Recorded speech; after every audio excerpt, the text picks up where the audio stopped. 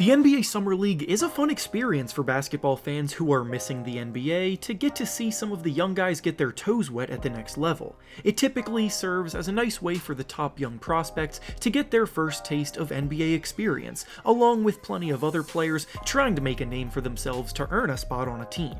Obviously, over time we've learned that Summer League production should only be taken with a grain of salt, and that it is certainly not the be-all end-all for a player's career. However, it does at the very least give us a good indication for where a player is currently at with their games.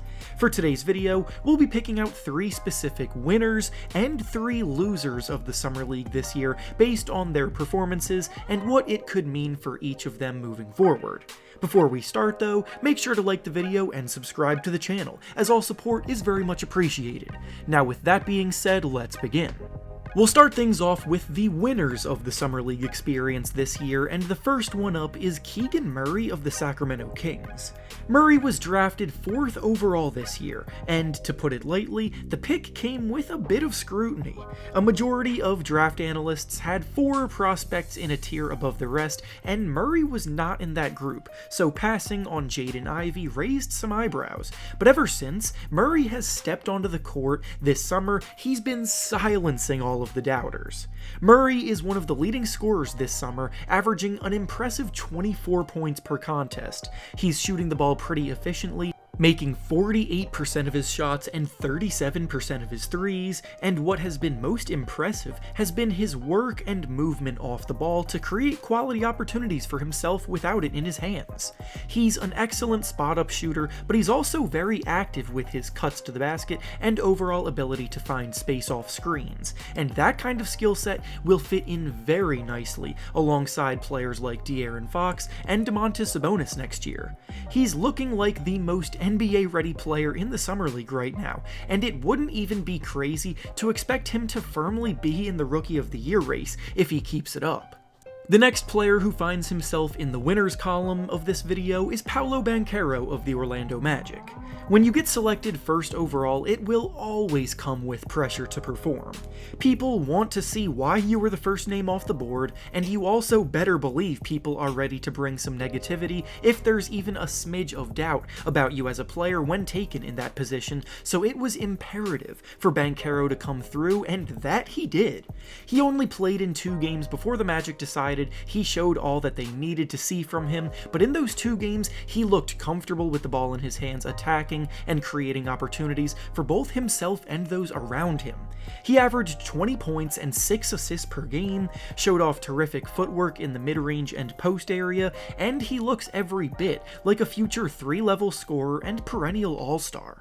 The play that stuck out from him the most to me, though, was when his Magic team went to overtime, and on the game-winning possession, he calmly read the situation and made a game-winning pass to his open teammate instead of forcing a bad shot, and that's a level of maturity that I really like to see. And lastly, the final winner on the list today is actually the Golden State Warriors franchise as a whole, because there were just too many positives from them to pick out one individual guy. We'll start with Moses Moody, who we didn't get to see much of last season because of a combination of unfortunate injuries and being on a team with championship aspirations, but in the Summer League, he looks too good to be there. He's scoring about 28 points per game in Summer League, he's playing unbelievable defense, and he's showing the Warriors that he's ready right now to be a part of their rotation.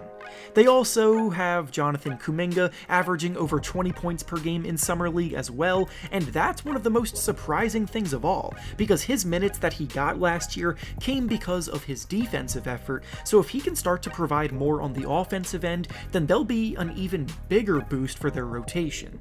Additionally, Mac McClung is playing with the Warriors Summer League squad, and after he was a high school phenom, there have been question marks about whether he is a gimmick or a legitimate player, and he's playing confidently and efficiently in his minutes with the Warriors, scoring about 16 points and dishing out 5 assists per game in Summer League, with nice combinations of flash and substance, so it wouldn't surprise me at all if a team gives him a shot in training camp.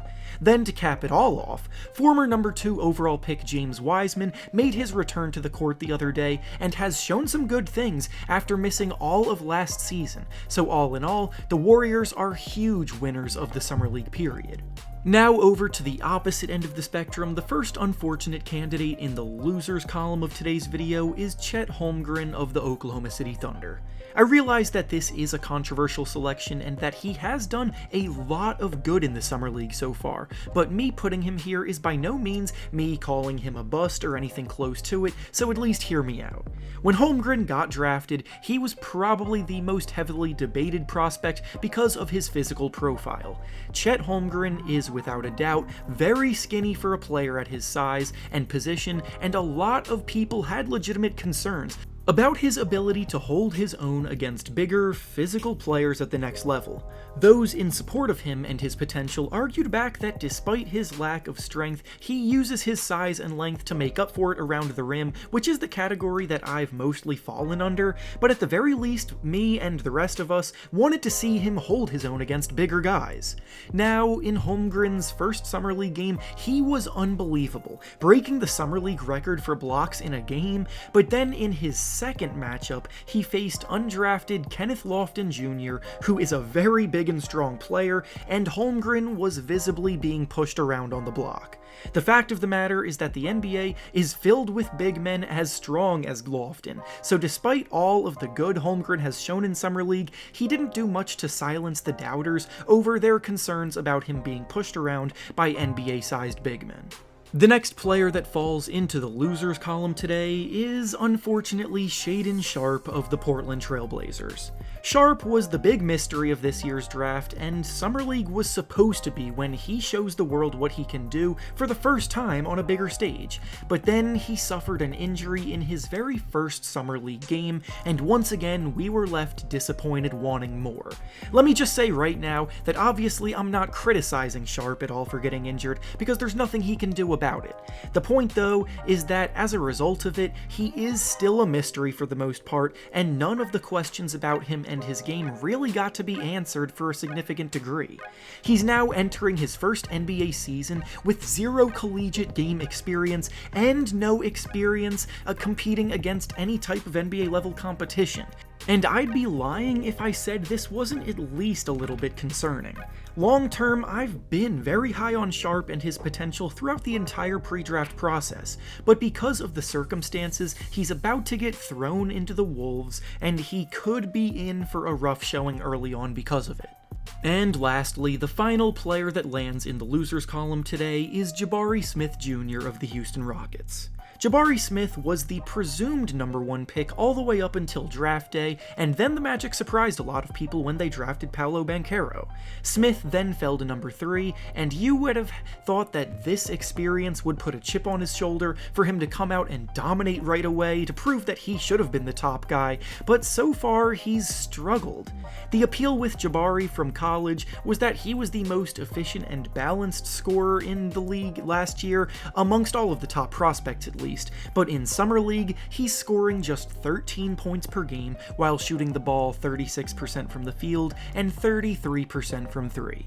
The concern from the start was with his ability to create separation and operate as a go-to scoring threat, and those concerns continue to hold up based on what he has shown in Summer League at least. He is, however, dominating the defensive end of the floor and still projects as a future member of the all-defense team, but offensively, it has been a slow start for him. And with that being said, that's all I have for you today. Make sure to like the video, subscribe to the channel, and comment down below who you have been most and least impressed by in Summer League so far. Thanks for watching, and I'll see you all next time.